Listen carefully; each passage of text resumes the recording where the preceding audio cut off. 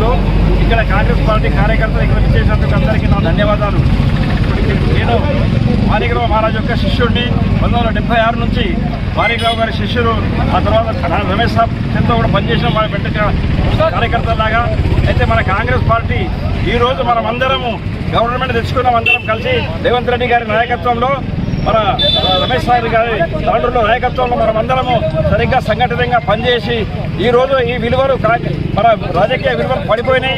ఎందుకంటే బీఆర్ఎస్ చూస్తున్నారు కదా, మరి కవితమ్మ వాళ్ళ ఒక పోరాటము. కాకపోతే మనమందరం ఆ రోజు మాణిక్రావు గారి ఆశీర్వాదంతో ఈరోజు ఒక సిద్ధాంతం ప్రకారం ఈ తాండూరులో మొత్తం తెలంగాణలోనే, ఆంధ్రప్రదేశ్లోనే, ఇండియాలోనే మన కాంగ్రెస్ అనేది కాంగ్రెస్ కుటుంబం ఇదంతా.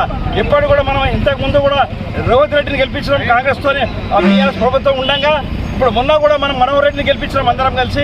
కాబట్టి కాంగ్రెస్ యొక్క కుటుంబం సంఘటితంగా గట్టిగా ఉన్నది. కాబట్టి మనం వారి యొక్క విలువలను, మాణిక్రావు గారి విలువలను మనం ఆచరణలో తీసుకొని, వాళ్ళ ఆదర్శంగా తీసుకొని మనమందరం కార్యకర్తలము రేపు వచ్చే ఎలక్షన్లో కూడా కాంగ్రెస్ గెలిపించాలి. మున్సిపాలిటీలో కూడా మన సర్పంచ్ ఎలక్షన్లో కూడా అన్నింటినీ కాంగ్రెస్లో గెలిపించాలని చెప్పి మనం చేసుకుంటూ ఈరోజు మనం అందరం ఒక కంకణం కట్టుకొని కాంగ్రెస్ పార్టీ వెనుక ఉండాలని చెప్పి మనం చేసుకుంటూ నాకు ఈ అవకాశం ఇచ్చిన మీకు అందరికీ ధన్యవాదాలు తెలుపుకుంటూ విరమిస్తాం. జై